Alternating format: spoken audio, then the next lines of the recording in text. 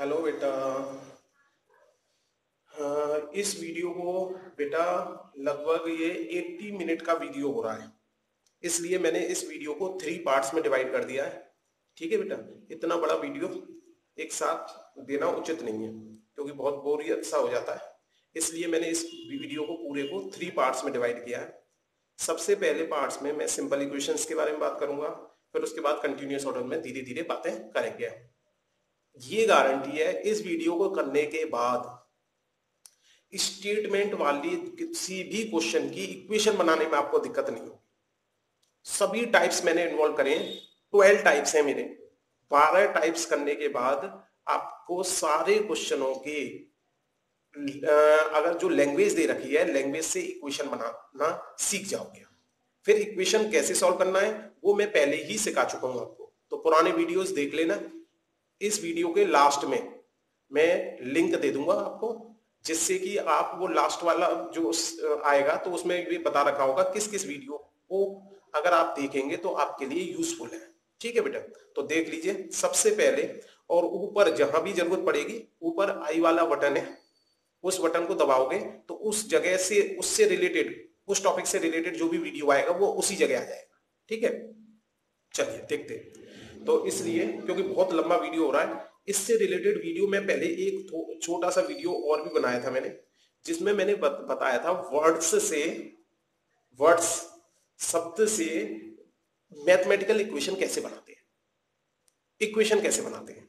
तो उस वीडियो का थोड़े से आइडिया मैं दे देता हूं, जिससे कि ये वीडियो उस वाले वीडियो से पूरी तरह कनेक्टेड है। तो थोड़ा सा अगर किसी बच्चे ने वो वीडियो नहीं देखा है तो उसे भी थोड़ा आइडिया हो जाए, ये वीडियो समझ में आ जाए। उस वीडियो को यदि पूरा देख सकते हो तो पूरा वीडियो भी देख सकते हो। ऐसे डाल के आपको गूगल पे लिखना पड़ेगा कि words convert words into equation. Mathematical equation नहीं लिखा मैंने, केवल इक्वेशन लिख दिया। तो बाई फ्री मैथ्स 2121 तो तुरंत के तुरंत वो वीडियो निकल जाएगा। और नहीं तो इस वीडियो के सबसे लास्ट में जाएं तो लास्ट में भी मैं उस वीडियो को अटैच कर दूंगा इसके साथ। देखिए उस वीडियो में मैंने मेन बात क्या बताई थी आपको, वो ध्यान रखें। उस वीडियो में मैंने कुछ शब्द बताए थे आपको, इसका स्क्रीनशॉट ले लें। मैंने बताया था सम प्लस का साइन हम कब कब लगाते हैं, ये सारे शब्द हैं। माइनस का साइन हम कब कब लगाते हैं, ये सभी शब्द हैं। मल्टीप्लाई का साइन कब कब लगाते हैं, ये शब्द है। डिवाइड का साइन कब लगाते हैं, ये शब्द है। अगर किसी क्वेश्चन में ये लिखा है 3 टाइम्स इटसेल्फ मतलब अगर मान लो उस चीज को हमने p माना था तो वो 3 इंटू p हो गया। जैसे स्क्वायर लिखा है तो एक्स स्क्वायर रूट लिखा है, स्क्वायर रूट अगर लिखा है तो रूट एक्स हो गया। तो ऐसे क्यूब रूट लिखा है तो आप ऐसे लिख सकते हो, क्यूब रूट 3 लिख देते हैं यहां पे। ठीक है, कंसेक्यूटिव नंबर्स जब भी आपको लेने हैं तो x प्लस 1 x प्लस 2 लो। कंसेक्यूटिव इवन नंबर लेने हैं तो ये लो। कंसेक्यूटिव ऑड नंबर लेने हैं तो इस तरह से लो। ठीक है, अब मैंने इस वीडियो में एक बहुत ज्यादा स्ट्रॉन्ग कंसेप्ट बताया था, जिस कंसेप्ट से मैं पूरी ये 80 मिनट्स की जो वीडियो होगी उसको कवर करूंगा। कंसेप्ट क्या था कि जब भी हेल्पिंग वर्ब आ जाए, हेल्पिंग वर्ब कौन कौन सी होती हैं, is, was, were, are, will, should, could, इस तरह की कोई भी हेल्पिंग वर्ब आ जाए, हैज आ जाए, हैव आ जाए, वहां पर हम इक्वल टू का साइन लगा देते हैं। देखो एग्जांपल देखो, एक दो छोटे छोटे एग्जांपल ये मैं करा चुका हूं, केवल 2 मिनट में पुराना रिवाइज करा रहा हूं, जिससे कि ये जो 80 मिनट की वीडियो है ये खराब ना जाए, क्योंकि यदि ये कंसेप्ट नहीं पता तो फिर पूरी वीडियो बेकार हो जाएगी। देखो जैसे ये दे रखा है sum of number of notebooks and books, मतलब क्या है, अगर मैं x नोटबुक मान लूं और y बुक्स मान लूं तो इज लगा दिया। इज मेरी हेल्पिंग वर्ब होती है, इसलिए मैं यहां पे क्या लगा दूंगा, इक्वल टू। तो अगर मैंने नोटबुक x मान ली और बुक्स y मान ली तो इन दोनों का जोड़ इक्वल टू लगा के 15। अब देखो 4 टाइम्स अ नंबर, किसी नंबर का 4 टाइम्स का मतलब होता है बेटा मेरा मल्टीप्लाई। ठीक है, इज आ गया, इक्वल टू लगा दो, किसके बराबर है मेरा, 12 के। बन गई question. Product of length and breadth, अगर लेंथ को L ब्रेथ को B मान लिया, इज आ गया 20। अब तुम्हें समझ में आ रहा होगा इस इज का फायदा, हेल्पिंग वर्ब का फायदा। वाज भी आ सकता था, वर्ब भी आ सकता था, हैज भी आ सकता था, तब भी हम इक्वल टू लगाते हैं। अब एक कंसेप्ट मैंने उस वीडियो में भी बताया था, मोर देन वाला, इसे मैं दोबारा रिवाइज करा रहा हूं, कोई बच्चा भूल नहीं गया हो। क्योंकि जब भी देन आ जाएगा, जब भी फ्रॉम आ जाएगा, तो हमेशा हमें क्या करना है, उल्टा करके लिखना है। उल्टा करके कैसे लिखना है? जैसे ये लिखा है 2 मोर देन नंबर, नंबर मान लो मैंने क्या मान लिया, एक्स, नंबर क्या मान लिया, एक्स। अब देन आ गया तो उल्टा लिखना है, पहले मुझे एक्स लिखना है, मोर का मतलब क्या होता है, प्लस, और कितना प्लस करना है, 2। देखो एक्स पहले लिखना है फिर 2। इस प्लस वाले में आपसे गलती भी नहीं होगी, यदि आप 2 + x भी लिख दोगे तब भी सही हो जाएगा। आप कहोगे फिर हम क्यों याद रखें, बेटा दिक्कत इसमें आएगी माइनस वाले में। अब देखो देन आ रहा है, उल्टा लिखना है, नंबर मान लो मैंने x मान लिया, तो x में से घटाना है 2, माइनस करना है 2, और वो इज का मतलब इक्वल टू किसके बराबर, 12।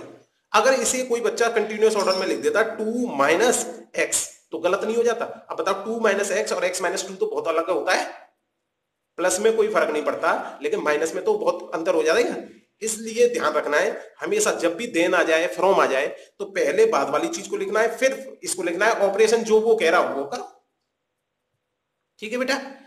अब देखो, the sum of 5 times a number, 5 times a number का मतलब हो गया 5 × x, एंड 30, एंड का मतलब देखो मैंने लिख रखा है, एंड, एंड जब भी आएगा तो प्लस का साइन भी आ सकता है। 30, 5 times a number and 30 is आ गया 150। तो उम्मीद करता हूं बात समझ में आ गई होगी। ठीक है, इस तरह का पूरा वीडियो बना रखा है मैंने, उस वीडियो को इस वीडियो से पहले अवश्य देख लें, जिसने नहीं देखा। जिसने देख रखा है उतना मैंने रिवाइज करा दिया जितना मेरे जरूरत का। एक कंसेप्ट मैंने और बताया था बेटा, जब भी मैं कभी आपको पढ़ाऊंगा, अगर मैं इस तरह का क्रॉस का निशान लगा रहा हूं तो इसका मतलब मेरा हमेशा क्या होगा, मल्टीप्लाई। और x जब भी लिखूंगा तो मैं ऐसे स्मॉल x, इस तरह की x लिखूंगा, तो इससे कंफ्यूज ना हो बच्चा, कब मैं x लिख रहा हूं, कब मल्टीप्लाई का साइन लगा। ठीक है, तो ये ध्यान रखना। चलिए आगे देखिए, एक दो एग्जांपल और देख लेते हैं जो बहुत स्ट्रॉन्ग थे। जैसे ये वाला जी वाला बहुत स्ट्रॉन्ग एग्जांपल है, बहुत बच्चे गलती करते हैं इसमें। देखो एक तो देन आ गया, अब देखो पहले तो फर्स्ट इक्वेशन को देखते हैं हम, 2 more than twice a number is 10, is आ गया, खुश हो गए, 10 लगा दिया। ठीक है, अच्छा नहीं अभी खत्म नहीं हुआ, फिर less than the square of the number, देखो कितनी बड़ी इक्वेशन है, एक साथ मिक्स कर दी। देखो कोई बात नहीं, सबसे पहले हमने देखा मोर आया, मोर का मतलब मेरा प्लस होता है। देन आ गया, उल्टा लिखना है, twice a number, twice a number पहले लिखना पड़ेगा मुझे, ट्वाइस अ नंबर, फिर प्लस का साइन लगाना है, और वो भी क्या करना है, यहां तक कोई परेशानी, इज आ गया, इक्वल टू लगा दिया। अब देखो, अब क्या कह रहा है, लेस देन आ गया, फिर से देन आ गया, तो पहले इसके बाद की चीज को लिखना है, square of A number, square of A number, number क्या माना था मैंने, एक्स, उसका स्क्वायर करूंगा तो एक्स स्क्वायर, लेस, लेस का मतलब क्या होता था मेरा, माइनस, कितना लेस, 10, क्वेश्चन बन गई। ठीक है, इस तरह के, अब जैसे ये वाला भी बहुत बढ़िया है, एच वाला एग्जाम्पल, ये कह रहा है 5 टाइम्स, टाइम्स का मतलब मल्टीप्लाई, हर आदमी को पता है, यहां तक कोई बात ही नहीं, डिफरेंस ऑफ द 2 नंबर, उसने ये नहीं कहा 5 टाइम्स द नंबर, अगर 5 टाइम्स द नंबर कहता तो आप लिख देते 5x, उसने कहा है 5 times difference of the 2 number, difference of 2 number मतलब 2 नंबर मान लिए x और y, तो ये पूरा, जब भी 2 या 2 से ज्यादा टर्म आ जाते हैं तो हमें ब्रैकेट लगाना अनिवार्य होता है, नेसेसरी होता है, तो हमने ब्रैकेट लगा दिया। ये अगर कोई बच्चा इसको ऐसे करके लिख देता, इसमें और इसमें जमीन आसमान का अंतर है, गलत हो जाता उसका बेचारे का।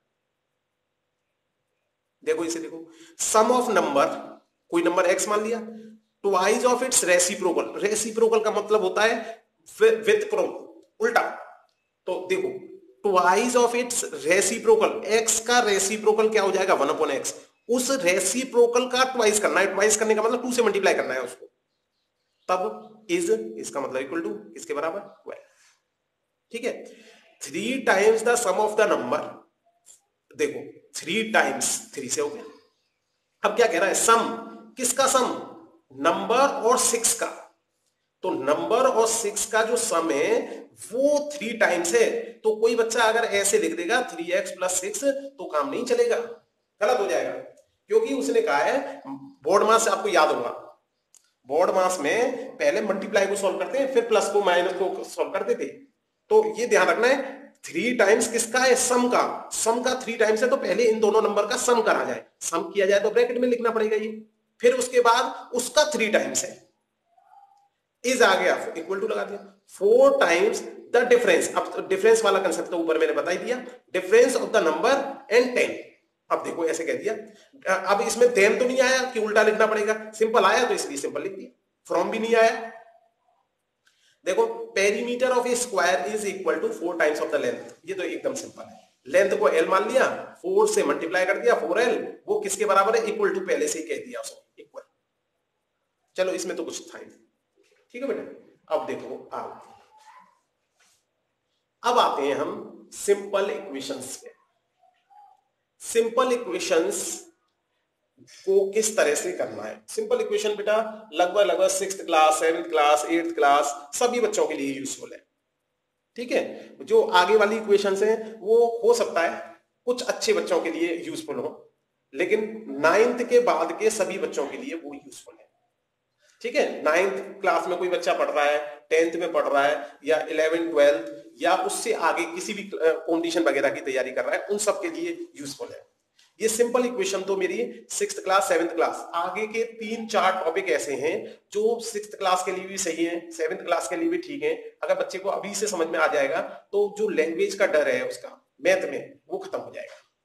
देखिए वो कह रहा है 2 सेब और 2 kg सेब और 7 kg अंगूर का मूल्य जो है मिलाकर 160 है। ये तो हमने पढ़ लिया इंग्लिश, हिंदी में। अगर मैं इसे इंग्लिश में पढ़ता, देखिए कहीं मेरा हेल्पिंग वर्ब आधा है, मैंने कहा आया वास। उसने कहा 2 किलो सेब और ग्रेप्स, एप्पल और ग्रेप्स की बात की है। तो यदि मैं मान लू मान लो 1 kg हमारा एप्पल जो है वो x रुपए का है और 1 kg हमारा जो ग्रेप्स है वो y रुपए का है, तो ऐसे लिख देंगे let the cost of 1 kg Apple is x। मैं ऐसे डायरेक्ट लिख दिया। तो एक बात बताओ, अगर 1 किलो मेरा x का आ रहा है तो 2 किलो कितने का आएगा, आप कहोगे 2x का। अगर 1 किलो ग्रेप्स y रुपए का आ रहा है तो 7 किलो कितने का आएगा, 7 kg 7y। अब वाज आ गया, इक्वल टू लगा दिया, दोनों मिला के किसके बराबर है, 160 के, खत्म। देखो एक कोच है वो 3 बैट लेके आया, 6 बॉल लेके आया और पैसे कितने देके आया, 3900। अब इसमें इज नहीं आया, वाज नहीं आया, कोई नहीं, मतलब देखो इसका कि वो 3 बैट और 6 बॉल लेकर आया और पैसे कितने देके आया, इतने। तो ये जो देके आया ये एक साइड में आएंगे, इसका वजन ये जो वजन है इसका, हमारा 3900 रुपए का जो वजन है वो किसके बराबर है, 3 बैट और 6 बॉल लेके आया। यदि मैंने ये मान लिया 1 बैट x रुपए का ला रहा है तो 3 बैट लाने में उसने कितने रुपए खर्च किए होंगे बैट के ऊपर, 3x। 6 बॉल लाने में कितने रुपए खर्च किए होंगे, 6y। ये दोनों खर्च करके कितने रुपए खर्च कर आया वो टोटल कितने, खत्म, दोनों चीज आ गई। देखो इसमें लड़कियों की संख्या लड़कों की संख्या से 4 अधिक है। देखो नंबर इंग्लिश में पढ़ा हमने, नंबर ऑफ गर्ल्स, अगर मैंने मान लिया गर्ल्स मेरी x है, इज आ गया, इक्वल टू लगा दिया, मोर देन आ गया भाई। देन आने का मतलब उल्टा लिखना पड़ेगा, पहले नंबर ऑफ बॉयज लिखने पड़ेंगे। अब तो नंबर ऑफ बॉयज मान लो मैंने y मान लिए, मोर का मतलब मेरा प्लस होता है, फिर मेरे को ये 4 लिखना पड़ेगा। बन गई इक्वेशन, सिंपल, ठीक है। देखिए और देखिए,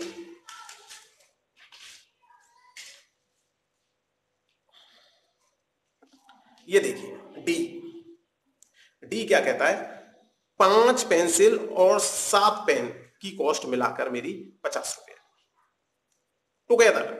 वही कि जब मैं x रुपए की मान लो एक पेंसिल लाया तो मैंने खर्च कितने किए, 5x।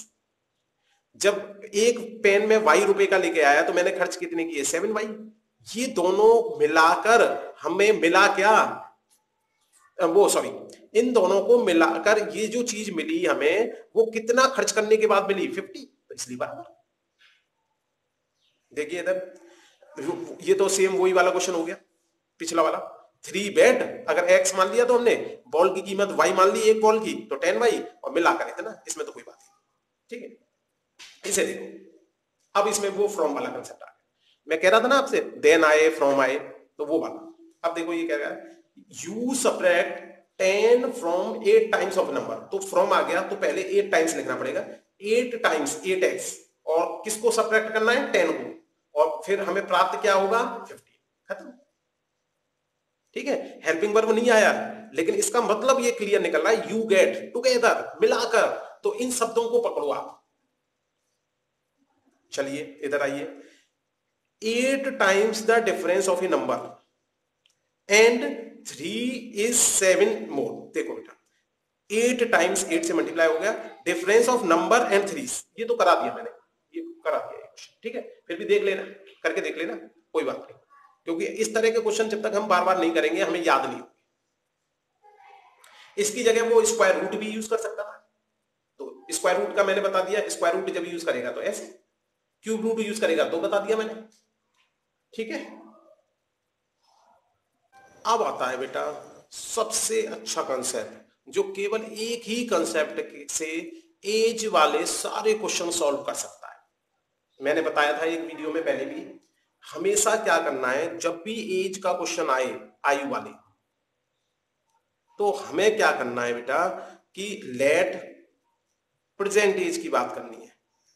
जो भी आ रहा है क्वेश्चन के अंदर, 2 जन आ रहे होंगे, 4 जन आ रहे होंगे, 3 आ रहे होंगे, 1 आ रहा होगा, सबको हमें क्या मानना है, प्रेजेंट एज के हिसाब से क्वेश्चन। कुछ भी कह रहा हो क्वेश्चन, हर क्वेश्चन आपका सॉल्व हो जाएगा यदि आप प्रेजेंट एज मान के चले। अब जैसे इस क्वेश्चन में एक तो आफ्ताब की बात हो रही है, एक उसकी बेटी की बात हो रही है, तो हमने माना let present age of Aftab. Aftab की जो प्रेजेंट एज है वो x मान ली हमने, और जो उसकी बेटी की प्रेजेंट एज है, प्रेजेंट एज, तो वो क्या मान ली हमने, y। बताओ यहां तक कोई परेशानी? अब इसमें एज वाली में मैंने कंसेप्ट बताया था आपको, जब भी क्वेश्चन ये आए एगो, जैसे इस क्वेश्चन में दे रखा है 7 ईयर एगो, तो देखो मैं इसी से ले लेता हूं, 7 ईयर एगो। एगो का मतलब अगर आज मैं मान लीजिए 40 साल का हूं, तो 7 साल पहले मैं कितने साल का हूं, 7 साल पहले मैं कितने साल का होऊंगा भाई, 33 माइनस होंगे। तो अब बताओ मेरा आफ्ताब जो है x साल का है आज, 7 साल पहले आफ्ताब कितने का होगा, एज ऑफ आफ्ताब। आप कहोगे सर x माइनस 7, भाई आज x साल का है तो 7 साल पहले आफ्ताब बेचारा कितने का होगा, x माइनस 7 का। उसकी बेटी कितने की होगी, y माइनस 7। तो ये 7 साल पहले की बात हो रही है, क्योंकि उसने क्वेश्चन में कहा है 7 ईयर एगो। ये जो पूरा स्टेटमेंट आ रहा है इन्वर्टेड कॉमा में, ये पूरा स्टेटमेंट किसके लिए आ रहा है, 7 साल पहले के लिए आ रहा है। आई किसके लिए यूज हुआ होगा, आफ्ताब। आफ्ताब कहता है, देखो वाज आ गया इक्वल टू, अब देखो आफ्ताब कहां है, ये रहा x माइनस 7। 7 साल पहले की बात हो रही है तो हम x नहीं ले सकते, x माइनस 7 लेना पड़ेगा। वाज आ गया, इसलिए मैंने क्या लगा दिया अपना इक्वल टू 7 टाइम्स, टाइम्स का मतलब multiply, as old as you किसके लिए यूज किया होगा, बेटी के लिए, अपनी के लिए। भाई बेटी से बात कर रहा है, वो टेल कर रहा था ना अपनी बेटी को, तो बेटी से बात कर रहा है, बेटी 7 साल पहले कितने की होगी, y माइनस। ये नहीं कि बेटी y की रहेगी होगी 7 साल पहले। ठीक है, कोई बच्चा ये कह सकता है सर हो सकता है वो 7 साल पहले पैदा ही नहीं हो। बेटा अगर ऐसा कंडीशन कोई आएगी तो वो एक्सप्लेन करेगा वो आगे, आपको टेंशन नहीं लेनी, आपको नियम से चल रहा है। ठीक है बेटा, आगे देखिए, अब कह रहा है दूसरी condition, 3 year from now, now कहे या हेंस कहे। अब देखो इसी क्वेश्चन के हिसाब से करते हैं, 3 ईयर हेंस। अब मैंने जैसे अभी थोड़ी देर पहले बताया, अभी मैं मान लीजिए कितने साल का था, 40 साल का, और 3 साल बाद में कितने साल का हो जाऊंगा, हो गए 43 के, मतलब जुड़ गया। तो बताओ मेरा जो आफ्ताब है 3 साल बाद कितने का हो जाएगा। अगर मेरा आफ्ताब आज x का है प्रेजेंट में, तो 3 साल बाद हो जाएगा x प्लस 3 का, और जो इसकी बेटी है वो 3 साल बाद कितने की हो जाएगी, y प्लस 3 की। सबसे पहले ये कंसेप्ट याद करना है तुम्हें कि हेंस में क्या करते हैं, एगो में क्या करते हैं। और बहुत ज्यादा कठिन नहीं है। एगो का मतलब वही पुराना वाला समय, पुराना वाला समय मतलब कम होगा, और हेंस का मतलब आगे वाला समय, तो इसलिए मतलब वो बढ़ेगा, इसलिए प्लस हो गया। अब देखिए आई, आई किसके बाद कौन कर रहा था बात, आफ्ताब, तो आफ्ताब x प्लस 3 हो गया। देखो शेल आ गया, मैंने कहा था हेल्पिंग वर्ब जब भी आए हमेशा क्या लगाना है, इक्वल टू, तो इक्वल टू लगा दिया आपने। आफ्ताब कहता है 3 टाइम्स, 3 टाइम्स का मतलब 3 से मल्टीप्लाई करना है, किसको करना है, यू, यू किससे बात कर रहा है वो, बेटी से, तो बेटी कितने की हो रही है 3 साल बाद, y प्लस 3। इन दोनों को हम सिंप्लीफाई करेंगे, सॉल्व करना आपको बता ही दिया। 7 का मल्टीप्लाई y से करेंगे, 7 का मल्टीप्लाई 7 से करेंगे, फिर इक्वेशन बनेंगी दोनों, दोनों इक्वेशन सॉल्व करना आपको आता है, ठीक है। देखिए बेटा अब आते हैं हमारे भिन्न वाले क्वेश्चन, फ्रैक्शन वाले। देखिए बेटा इस पे देखो, एक फ्रैक्शन बिकम्स हो जाएगा, ठीक है, कितना 9/11, एक फ्रैक्शन 9/11 कब हो जाएगा, मैंने कहा था फ्रैक्शन वाले नंबर में हमेशा लेट मानना है, let the fraction number x/y। ये मैंने पहले ही बता चुका है आपको कि फ्रैक्शन नंबर का कोई भी क्वेश्चन आ जाए तो हमेशा फ्रैक्शन नंबर आपको लेट क्या मानना है, x/y। अब उसने कहा यदि 2 इज एडेड टू बोथ, मतलब किस किस की बात हो रही है, न्यूमरेटर और डिनोमिनेटर दोनों में 2 ऐड कर दिया जाए, बोथ का मतलब दोनों में, ऊपर वाले में भी नीचे वाले में, अंश और हर में दोनों में 2 ऐड कर दिया जाए तो वो फ्रैक्शन हो जाएगा किसके बराबर, 9/11 के। दूसरी इक्वेशन देखिए, यदि 3 added to both numerator and denominator, तो वो कह रहा है यदि इसमें 2 ना ऐड करके हम क्या ऐड करते, 3 दोनों में, ऊपर और नीचे, तो हमारा आंसर किसके बराबर हो जाएगा, बिकम्स किसके बराबर हो जाएगा, 5/6। अगर मैं इसका क्रॉस मल्टीप्लाई कर लूं फिर इसे सिंप्लीफाई करूं तो आराम से मेरी लीनियर इक्वेशन इन 2 वेरिएबल बन जाएगी, ठीक है। देखो 11x प्लस 22, 9y, और ये हो गया 9 2 जा 18, ठीक है बेटा। इधर देखो 6x 18, 5y 50। आपको ये पता है अच्छी तरह कि हमेशा जब भी इसका मल्टीप्लाई 6 का होगा तो हमेशा किस में होगा, दोनों में, एक में नहीं होगा, ठीक है। तो जब दोनों में होगा तो 6 का x के साथ भी मल्टीप्लाई होगा 3 के साथ, ऐसे ही 5 का मल्टीप्लाई y के साथ भी होगा 3 के साथ, 11 का मल्टीप्लाई 2 के साथ भी होगा x के साथ भी, तो ध्यान रखें इसे। इसके बाद हम शिफ्टिंग कर सकते हैं और हमारी लीनियर इक्वेशन बन गई। ये देखिए ये प्लस का था माइनस का हो गया, ये जो है प्लस का था इधर गया माइनस का हो गया, सिंप्लीफाई किया और हमारी इक्वेशन तैयार। इसी तरह इसको कर लेंगे। दूसरा क्वेश्चन किस तरह का बन सकता है फ्रैक्शन में वो देख लीजिए। जैसे ये दे रखा है एक फ्रैक्शन हो जाएगा, बिकम्स, या हो जाएगा, तो लेट क्या मानता हूं मैं फ्रैक्शन वाले नंबर में, late fraction number B x/y। तो वो कह रहा है एक फ्रैक्शन हो जाएगा, क्या हो जाएगा भैया, 1/3। कब हो जाएगा 1/3 भाई, जब 1 is subtract from the numerator. केवल उसने कहा है न्यूमरेटर में से 1 सब्ट्रैक्ट करना है, ये नहीं डिनोमिनेटर में से जबरदस्ती कर देंगे, इसमें उसने ये नहीं कहा दोनों में से करना है। चलिए एक इक्वेशन तैयार। दूसरी, इट बिकम्स 1/4, ये 1/4 हो जाएगा, कब हो जाएगा, 8 is added to its denominator. अब की बार वो कह रहा है डिनोमिनेटर में 8 ऐड कर दे,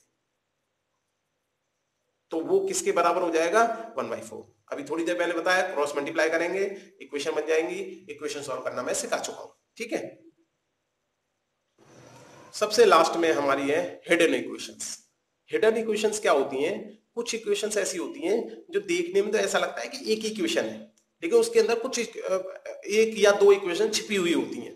तो हम उस तरह के क्वेश्चंस को देखते हैं जिनमें हमारी जो इक्वेशन है वो कैसी होती है, छिपी। चलो देखते हैं। हमने देखा ये वाला कंसेप्ट। देखिए half the perimeter of A rectangular garden, rectangle की बात हो रही है, गार्डन जो है रेक्टेंगल शेप का है, तो हम तो ये सोचेंगे केवल रेक्टेंगल की बात हो रही है, गार्डन से हमें क्या करना। आपको पता है हाफ द पेरीमीटर, पेरीमीटर क्या मानता था मैं, पी, हाफ की बात कर रहा है तो किससे डिवाइड मारना पड़ेगा। अब कॉमा लगा दिया इसने, अब क्या कर दिया, उसके बारे में बता रहा है कि उसमें क्या क्या चीजें होंगी, लेकिन फिर लास्ट में उसने कहा इज 36। ये जो कॉमा लगाने के बाद इस तरह के सेंटेंस लिख देते हैं, तो ये सेंटेंस एकदम अलग चीज है। और जो ये कॉमा लगाने के बाद मतलब इसमें जो सब्जेक्ट होगा क्वेश्चन में वो ये वाला माना जाएगा, सब्जेक्ट ये है और सीधे ये हेल्पिंग वर्ब आ गई और ये हमारा आंसर। तो इसलिए इसका मतलब क्या था हमारा, इक्वल टू 36। क्वेश्चन को हमने ध्यान से पढ़ा, half the perimeter of A rectangular garden, comma, फिर उसके बारे में बताने लगा इज 36। तो हमें पता पड़ गया भाई हाफ पेरीमीटर किसके बराबर दे रखा है उसने, 36 के। अब हम क्रॉस मल्टीप्लाई करेंगे तो ये मेरा बराबर हो गया 72 के, मल्टीप्लाई हो जाएगा। और पेरीमीटर का फॉर्मूला क्या होता था, 2l + b इक्वल टू 72। ठीक है बेटा, पेरीमीटर के फॉर्मूले किसी भी फिगर के मैंने बताया रखे हैं आपको कैसे याद करने हैं। ऊपर आई का बटन आ रहा होगा, उसमें मैंने मेंसुरेशन का फॉर्मूले बनाने का तरीका बता रखा है। तो किसी भी चीज का पेरीमीटर, एरिया, वॉल्यूम, कोई फॉर्मूला याद नहीं करना, केवल हमारे 9 फॉर्मूले और 6 कंसेप्ट्स के मेंसुरेशन के सारे फॉर्मूले याद करवा रखे हैं मैंने। तो उस वीडियो को देख सकते हो आराम से, ठीक है। और वीडियो के लास्ट में मैं लगा दूंगा उस वीडियो को, अगर किसी बच्चे को देखना हो तो उसे देख सकता है, लास्ट में लगाऊंगा, ठीक है। चलिए अब देखिए दूसरी, अभी हमारी ये वाली बात रह गई। ये कह रहा है हुज, हुज मतलब इस रेक्टेंगुलर गार्डन की बात हो रही है। लेंथ इज, फिर से इज आ गया, मतलब अगर मैं इसमें लेंथ और ये ब्रेथ मान लूं तो लेंथ इज का मतलब क्या है, इक्वल टू 4 मोर देन आ गया भाई। मोर देन, मोर का मतलब तो प्लस होता है, लेकिन जब भी देन आएगा तो उल्टा लिखना है। पहले किसकी बात करनी है, मैं ब्रेथ की। ब्रेथ क्या था, बी, और मोर देन का मतलब प्लस, कितना मोर, 4।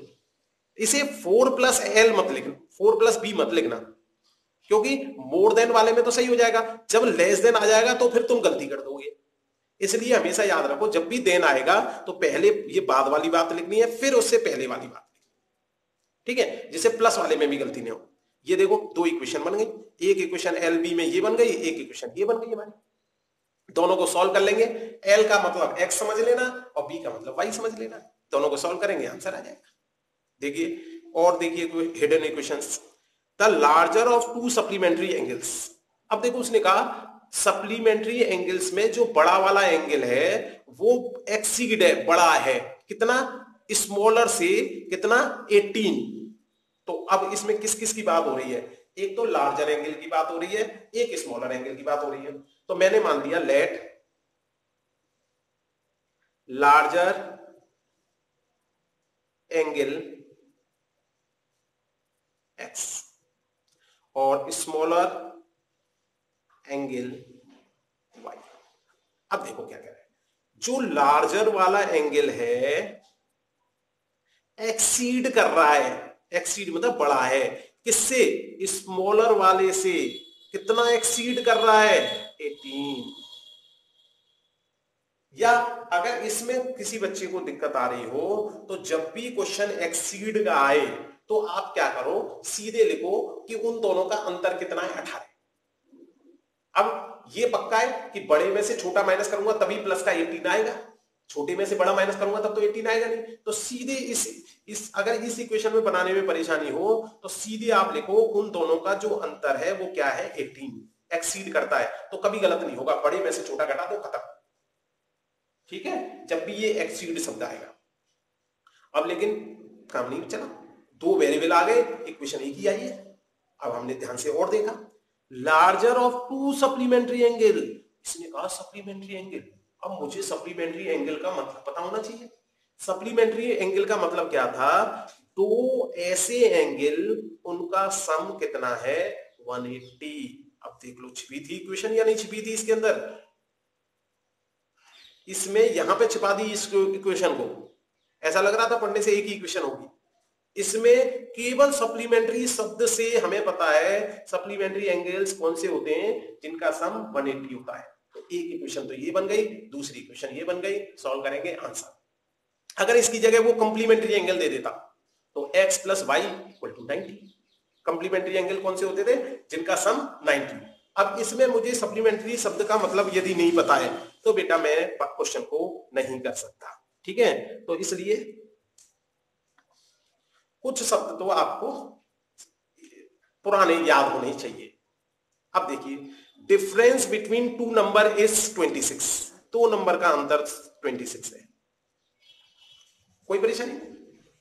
अब उसने कहा है वन नंबर इज, इनमें से कोई भी एक नंबर ले लिया,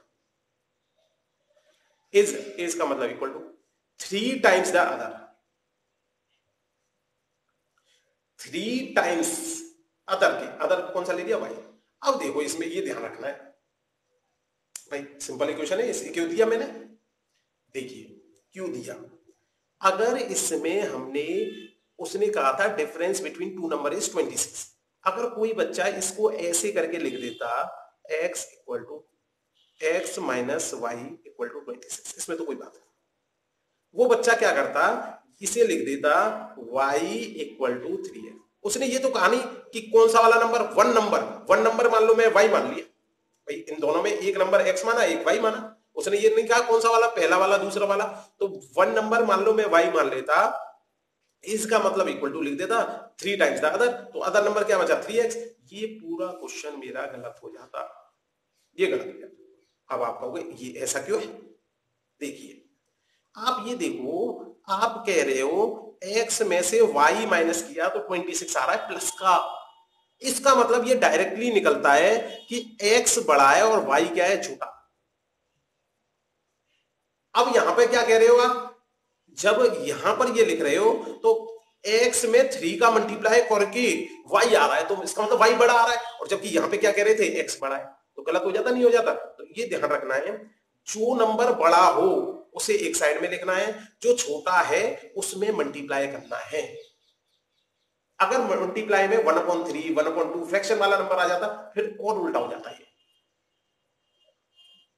तो हमें ये विशेष रूप से ध्यान रखना है, हमारा जो ऑपरेशन हम कर रहे हैं उससे कहीं ऐसा ना हो कि ये वाली कंडीशन मिस हो जाए हमारी, ठीक है। इसलिए मैंने ये क्वेश्चन दिया कि मेरे को पता है बहुत सारे बच्चे ऐसे भी करते हैं, तो वो गलती तुम ना करो।